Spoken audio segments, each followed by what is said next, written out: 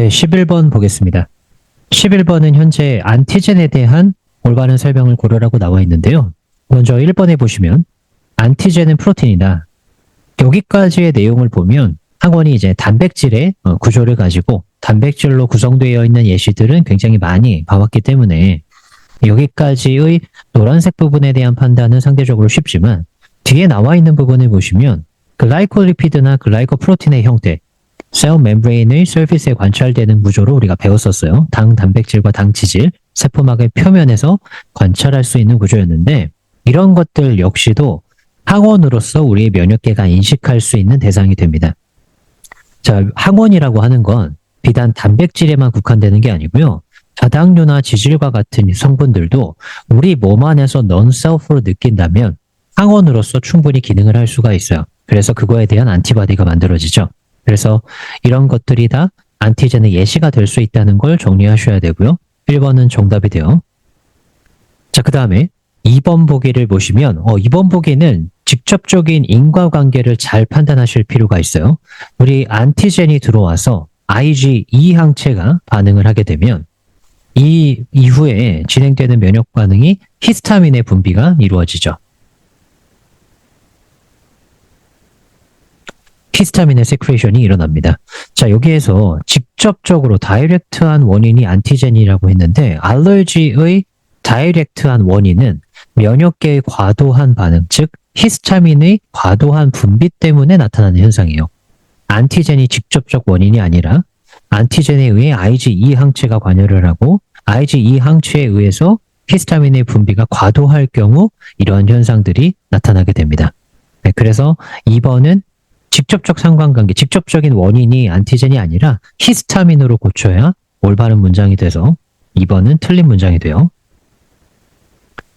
그 다음에 이제 3번에 보시면 블러드셀은 그쵸, 얘네의 표면에, 적혈구의 표면에 드러나는 항원의 종류를 기반으로 우리 혈액형을 구분하기 때문에 블러드셀 같은 경우에 3번은 정답이 돼서 올바른 보기는 C번이 됩니다. 세컨더리 스트럭처, 2차 구조와 관련된 거는 우리 단백질에 대해서 1차 구조, 2차 구조, 3차 구조, 4차 구조 각각에 대한 데피니션을 구분해서 정리를 했었습니다. 먼저 2차 구조의 특징은 뭐예요? 2차 구조에 대한 정의는 펩티드 결합을 형성한 원자들 간에 수소 결합을 형성하는 게 2차 구조의 정의죠. 그래서 뭐 정의는 다 아실 겁니다. 그죠? 펩티드 결합을 형성한 원자들 간에 하이드로젠 본딩을 형성한다. 그래서 하이드로젠 본딩의 정의도 FON에 직접적으로 붙어있는 L치와 그 다음 또 다른 분자의 FON이 가지는 비공유 전자쌍 사이의 결합, 요게 이제 하이드로젠 본드에 대한 정의인 건데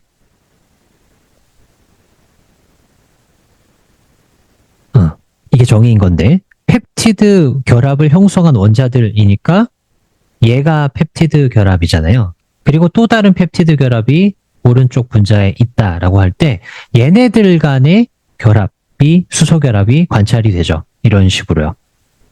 그렇죠? 그래서 이걸로 기반해서 2차 구조의 대표적 예시 두 개가 뭐였습니까? 알파 나선 구조와 베타 플리티드 쉿의 구조였죠. 그러니까 뭐 지금의 특징들을 올바르게 나타낸 거는 2번과 3번이네요. 그래서 정답을 2번으로 하시면 됩니다. 하이드로포빅한 인터랙션 이런 것들은 3차 구조 이상에서 관찰이 되고요. 뭐 더블 헬릭스는 아닌 거고. 그렇죠? 23번 그리고 이제 24번 쭉 이어지는 것들은 안티바디의 특징을 보여주는 거고요. 이거는 우리가 좀 정리를 했었지만 폴리펩티드 4개로 이루어져 있는 구조잖아요. 그렇죠? 하나, 그 다음에 둘, 그리고 3개, 4개의 폴리펩티드로 이루어져 있는 전형적인 4차 구조입니다. 그렇죠? 근데 이제 이 과정에서 우리가 좀 디테일하게 보게 될 때 컨스턴트한 곳과 그렇지 않은 곳에 대한 거를 우리 확률적으로 가져가죠. 컨스턴트한 곳은 이 정도로 제가 한번 끊어보게 되면 항체마다 달라지는 곳이 있고 그렇지 않은 곳이 있는데 이렇게 제가 칠해보면 이런 식으로 구분을 해보면 파란색으로 구분한 부분은 컨스턴트한 리전이에요. 그죠? 그에 반해 빨간색으로 표현된 부분들은 계속해서 바뀌게 되는 variable region이 되죠. 그리고 얘네는 이황화 결합이라고 하는 것들이 관찰되는 굉장히 독특한 결합들을 볼 수 있다. 그런 것들이 뭐 막대기랑 막대기로 표현을 하면 제가 막대기랑 막대기 사이에서도 관찰이 되지만 이게 무슨 말이냐면 이렇게 그릴 때 항체를 이렇게 그릴 때요. 여기와 여기 사이에도 이황화 결합이 이거 좀 떼어놓자. 떼어놔서 이렇게 좀 떼놓으면 이황화 결합이 여기에서도 이렇게 다이설파이드 본딩들이 여기에서도 관찰이 되지만 실질적으로 이런데 S와 S 이런 식으로도 관찰이 돼요. 여기도 S와 S 이런 식으로 두 개의 황들 간의 결합이 관찰이 됩니다. 다이설파이드 결합들이. 그래서 이렇게 일단 판단을 해보고 나서 이제 문제를 보게 되면 먼저 1번 They are protein molecule with tertiary and quaternary. 자, 이 표현을 많이들 헷갈려 하는데 4차 구조는 맞는데 3차 구조 맞나요? 4차 구조는 기본적으로 어떠한 단백질이 4차 구조를 만족한다면 그 구조 내부에서는 1차, 2차, 3차도 같이 발견이 된다고 이해하시면 돼요. 어떤 구조가 딱 그 특정한 구조로만 이루어져 있는 걸 찾기는 그게 더 힘들어요. 걔네들의 부분을 보면 기타 이거 이하의 그 차수들을 지니고 있는 구조들 역시도 포함을 한다고 보실 수 있어요. tertiary, quaternary 이런 표현들이 틀린 게 아니다. 요거는 좀 참고를 해주셔야 되고요.